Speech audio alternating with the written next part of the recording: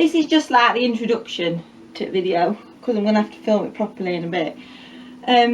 So yeah, why I didn't breastfeed successfully. Before I start with this video, I just want to say, and isn't it awful we have to say this whenever it's anything to do with breastfeeding, I am not against anybody that breastfeeds. I'm not against anybody that bottle feeds. I'm not against anybody that combination feeds. I'm not against anybody that breastfed for 6 months or anyone that breastfeeds for 6 years. This is just my story. I'm not judging anybody else on how they feed their baby. And I know this video will get me hate from people that do judge other mothers on how they feed their baby. And if you are one of those people that's going to judge me on how I fed my baby, say I didn't try enough with breastfeeding, or I didn't do it for long enough, or I did it for too long, or whatever, why are you so angry? Why are you so worked up about how somebody else fed their baby? And if you're a mother and you're judging another mother just on the basis of how she fed her baby, and you think it's acceptable to do that, your children are going to grow up thinking it's acceptable to do that. It's not acceptable, okay? Are we clear? Right, I just had to say that. I know the vast majority of people who watch this are normal, and they will not judge on me or hate me because of the way I fed my babies. So yeah, I'm just saying that. That's my, can't think what the word is. That's just my statement. This is about my experiences with my babies. I'm not judging anybody else on theirs. I'm not suggesting anybody does the same as me or that they do differently to me. Your baby, your decision. So yeah, I'm going to get into it, why I didn't breastfeed what most people would say is successfully. And you'll see from this video that I did breastfeed a bit, and the length of time and how easy it was and how it was done varied from child to child. So yeah, that's just my introduction. If you're still here, if you've not gone, if it's not made you angry that I'm addressing something like that, and you've not unsubscribed and cleared off, if you're still there, then yeah, this video is just my experiences. And I don't know what God's got in store for us. I might have more children yet, and then I will have a different experience yet again. Anyway, yeah, that's just the introduction. So prepare yourself for a ranty video about my experiences. It's many hours later. Light's alright, as in you could see me. What was I going to say? So for those who have already watched my videos or know me from my Facebook page, I have 4 children. The first 3 are boys, Pudge, Bean and Bod. They're the nicknames and not the real names. And my daughter, who is the youngest, is Pinky. So it took us many years to conceive, and once I could get pregnant, straight away it wasn't a case of right now you can have viable pregnancies, as in pregnancies that were going to reach the end and have a successful conclusion, if you get me. So when I actually did get pregnant with Pudge, our oldest, we'd been through a lot. I was only 23. I got 22 when I got pregnant with him, 23 when I had him. But we'd been through an awful lot, and to me it was just, I was so grateful for this pregnancy, and every single day was just a please God, please let him be born healthy, please God, please let him be born healthy, please God, please let him be born healthy. I never even thought about how I was going to feed him, because I didn't want to think too much ahead in case it jinxed it and it didn't happen.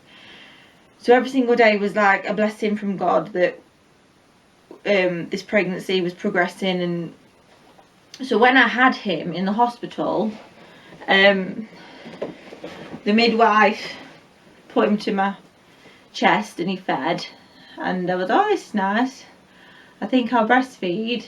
And I was only in hospital 6 hours after birth, so there was 6 hours after birth I breastfed, and it was lovely and it was fine.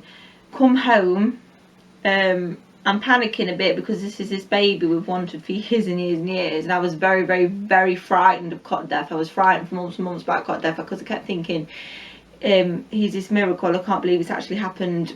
What if he gets taken away from me? So I was very, very fretty about things like that. And I suddenly realised I haven't got a clue what I'm doing with this breastfeeding thing. And the day after I had him, we lived in a flat then above a tattoo shop. The day after I had him, the midwife come round, felt my tummy and everything, and then I says, oh, I tried feeding him in hospital, but now I'm home, I don't know what I'm doing. And she was just like, oh, and left, and that was it. And I had no guidance whatsoever, and all my friends that had recently had babies were bottle feeding and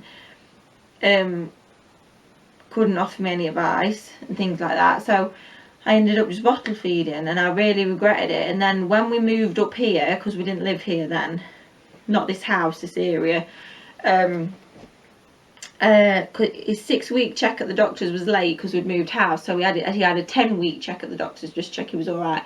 And I said to the doctor, it was a woman doctor, she says, are you breastfeeding? I says, no, I'm bottle feeding. And she looked at me like I was scum. And then I said, but I really wanted to breastfeed, but I don't know what I'm doing, and it's too late now. She says, it's not too late, he's only 10 weeks, it'll be hard work, but you can get him back on the breast. Just take him home, put him on the breast. Didn't give me any other advice than that. So I took him home, put him on. He's crying because by now he's used to a bottle, and he's like, why are you showing your boob in my face, woman?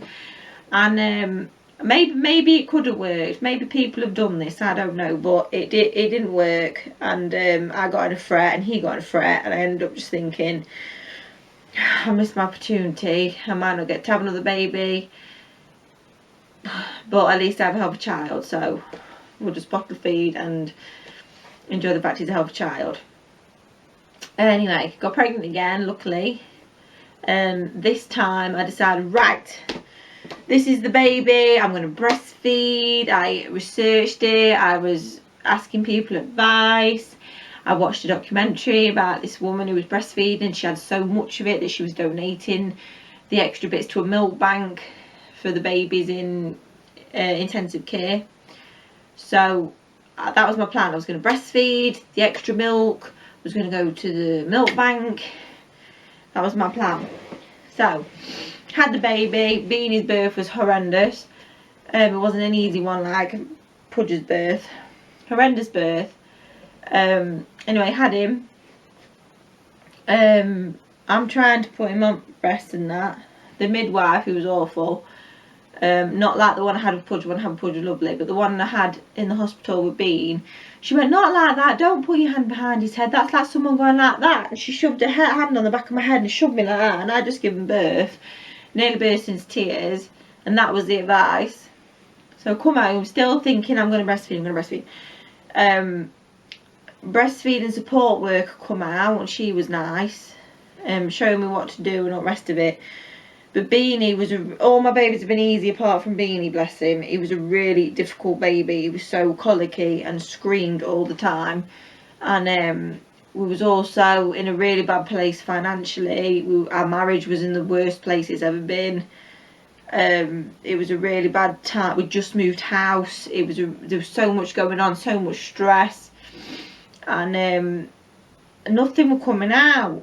Hardly anything was coming out, and he was crying in frustration, I was crying, and I ended up topping up with formula, and then that confused him. And the breastfeeding support worker saying to me, I can't do any more for you other than me actually move in with you. But she was nice. She just said that because I was like, couldn't do it. And then the breastfeeding support worker said, actually, you have got a really low milk supply, because I was showing her that nothing was coming out. So she gave me like a pump. And bearing in mind, I've got a toddler who's not even 2 yet, and this baby that cries all the time. And between trying to feed him and running around after a toddler, I had to pump, and I did do it. Everything else in the house went to pot, and I was sat there crying with this pump, sometimes at like 3 in the morning, because she said I had to do it in the night. I was exhausted, and nothing was coming out. And this went on for weeks and weeks and weeks. Now I'm starting to think, is there something wrong with me because I had all these fertility problems? Is there maybe some kind of milk problem as well? And I remember once just sitting there, I think it was the day of Bee's naming day, just sitting there pumping and pumping and pumping, and a couple of drips come out, and that was that. And in the end, I was getting so depressed about it and so stressed about it and just fretting that, you know, something else was wrong with my body and it was all my fault. Same as being infertile had been my fault, and like I say, there was a bad place in the marriage, bad place financially. It was too much. It was too much pressure, too much stress, and in the end, even the breastfeeding support worker said, you can call it a day if you want, because that was an extra pressure. Because she was so nice, I thought I'm letting her down as well. So yeah, that didn't work. And then I got pregnant with my third baby, Bod. Had him. And because of all the stress and of how bad it made me feel when I couldn't do it, having been here, I thought I'm not even going to attempt to breastfeed this time. I used to feel like I had to justify myself why I wasn't breastfeeding and just nonsense that isn't true. I used to think I was a bad mother, which is because I wasn't breastfeeding, which of course is not true, not the case. There's more to a baby's happiness than how it's fed. But that's just the place I was in at the time. That's what I was thinking. So I'm not going to put myself through that again. I'm not even going to attempt it. But then I had him, and in the hospital I fed him, and he fed fine. And then I brought him home. Again, I was only in hospital for 6 hours. Brought him home. He was feeding. I was thinking, oh, this is a good one. I'm going to keep, while he's willing to do it, I'm just going to keep doing it. And I'm thinking, this is the baby, and inside I'm thinking, this is the baby that's going to be breastfed, this is the baby that's taken to it, and it's working, and it's going to be fine. But the day after he was born was Christmas Day. I'm sat on the sofa feeling like I'm bleeding to death because I'd lost blood. The hospital didn't want to let me go, but I was like, I've got to go because he was born Christmas Eve. It's Christmas Eve. Someone's got to be Santa. I've got to be there tomorrow for Christmas Day, so I'm leaving. So I sat on the sofa feeling like I was bleeding to death in a blur with this baby. Our older two children, Pudge and Bean, rushing around the house, opening presents. There's toys and packaging, and the husband's trying to cook a Christmas dinner. It's general Christmas Day chaos. Midwife comes. The house is a state like any other house with children on Christmas Day. She rings social services on us. Social services come out and said, obviously this midwife has just wasted our time. Hello, you just had a baby, it's Christmas Day. There's nothing wrong with your house, nothing wrong with your children. And I complained and I had a 12-page letter back apologising for this midwife's dreadful behaviour. But during this time, when I've just given birth and it's Christmas and social services are coming out, even though I had nothing to hide, I was worrying and worrying and worrying, and I was cleaning things that didn't need cleaning and sorting out because I was so frightened. That interrupted that time when you got to sit with the baby and just let the baby feed and establish breastfeeding and bring in your milk. So that badly jeopardised it. So I'm blaming that midwife there. I mean, I know some people say, oh, you could have got a grip and breastfed anyway, but we was under so much pressure with what this midwife had done to us, being vindictive. But anyway, he was still feeding a little bit, but I'd ended up topping him up with formula because I was under so much pressure, what this midwife put us under. And then by the time all that was over, I was still breastfeeding a little bit, but it was mostly going over to formula. But then he had his 6-week check at the doctor's, and I've still got it. And because I'm sort of combination feeding at this point, I'm still thinking, oh, I can switch back to just the breast now, all that's over with, all that drama's over with. But the doctor said to me, and I've spoke to people who breastfeed since this, and they have told me this is not true. I don't know if it's true or not. This is just what a doctor said to me, and of course the doctor's put it in my head now. Because of my infertility problems and the operations I've had, this is a whole nother video, so I can't really get into it properly, but I am very high risk of having an ectopic pregnancy. So if I am pregnant, I need to know straight away so I can have that early scan in case it is ectopic, because if you have an ectopic pregnancy, your tube can rupture, and worst case scenario, you can die. Okay, sorry, making it really really depressing, but that's the situation. So doc says, are you breastfeeding? I says, I'm combination feeding, I'm open to switch back totally to breast. He says, you're high risk of an ectopic pregnancy. He says you've got two choices here. You either breastfeed and take the pill to try and stop you getting pregnant and keep taking pregnancy tests, because your breast breastfeeding, it can interrupt your cycle or stop your cycle, and your periods be all over the place, and you need to know if you're pregnant, so you need to constantly, like pretty much constantly, take pregnancy tests. Or you can breastfeed, not take the pill, take that risk, and keep taking pregnancy tests. He says that, he says, personally speaking, in my professional opinion, all the benefits of breastfeeding aside, I think it's too dangerous for you to breastfeed, because you need your cycle back as quick as possible, so that you know your body when you do to have a period, so that if you are pregnant, you can get a scan done and you're not endangering your life. But like I said, I've said that to people since, and they've gone, that's ridiculous. But that's in my head now, and I'm not prepared to risk dying. So, because I have other children, I can't risk dying unnecessarily. So anyway, so I come home, spoke to the husband. He said, it's not worth the risk. So I ended up switching to formula. Totally. Then I had Pinky, and again I thought, right, I'm just going to breastfeed in the hospital, because this is too much information, but it only takes a couple of weeks for me and the husband to be back to husband and wife, if you know what I'm saying. So I thought, I'm going to just breastfeed in the hospital, and then I'm going to come home and just breastfeed for a couple of weeks, and then when it becomes necessary to know when my cycle is, I'll just have to stop. No pressure, I'll just enjoy it. She'll get the colostrum. Everyday breastfeeding counts, the breastfeeding support worker said. So fed her in the hospital, but breastfeeding seemed to make her murderous. It just made her cry. She didn't just do it like the boys did, but eventually she did. Brought her home. Bod wasn't even 2 yet, so I had him like that with a bottle, and her like that on boob, balancing act. But because of what had happened with the midwife when I had Bod, I did not trust any of the midwives, even though I'd an apology, or any of the health visitors, or any of the breastfeeding support workers that come. So every time they come to the house, it was like a mini panic attack, because I'm thinking, they're judging me, is that clean, are they going to ring social this time, blah, blah, blah. So every time they come, I had that panic again, so I didn't have that time of just sitting relaxing trying to feed her. And also I'd all my life I had horrific after pains from giving birth. They're meant to get worse with each kid, aren't they? So these women who have 16 kids all my life, it must hurt. So yeah, and when I fed her, they were really bad. It was like having a contraction every time I fed her, and it really hurt. And I didn't find out till afterwards that you can take painkillers. I thought, oh, if I take painkillers, it's going to go through to the milk to the baby, and I shouldn't do it. But I found out, because when I mentioned it to the midwife and the health visitor and that, they never said to me, you can take painkillers. So that hurt. So my husband's saying, if that hurts, don't do it, because it really hurt. But anyway, we muddled along.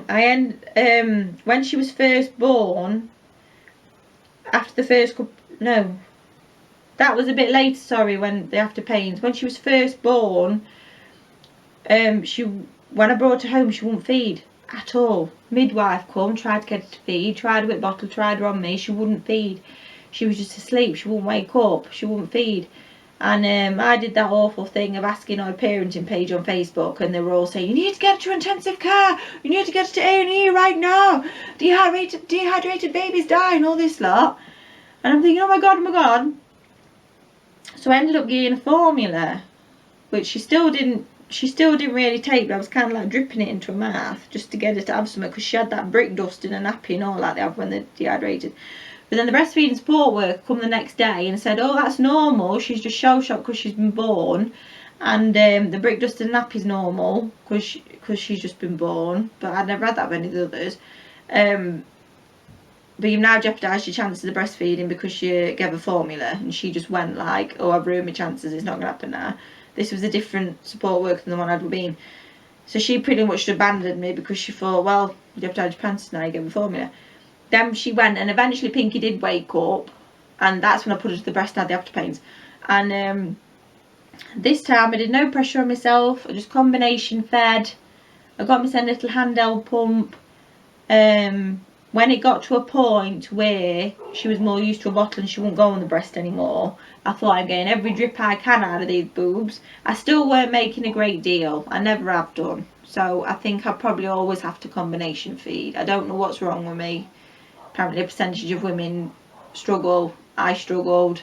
Apparently there's a pill or something you can take to increase the flow, but I didn't know about it at the time, and I don't know if it's safe or anything like that.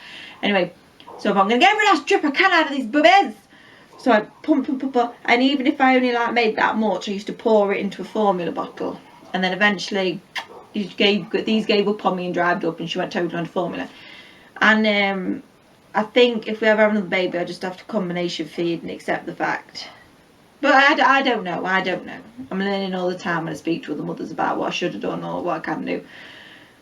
But I used to feel a bit shameful about it. I couldn't do it, though I'd struggled to do it, which of course is wrong. There's no need to feel shameful about how you feed your baby. And I don't anymore. I don't feel shameful anymore. My babies are fine. They were fed. They are fine. So yeah, that's my experience with my faffing about with breastfeeding. The success and the not so successful parts. I'm gonna go now, I think. If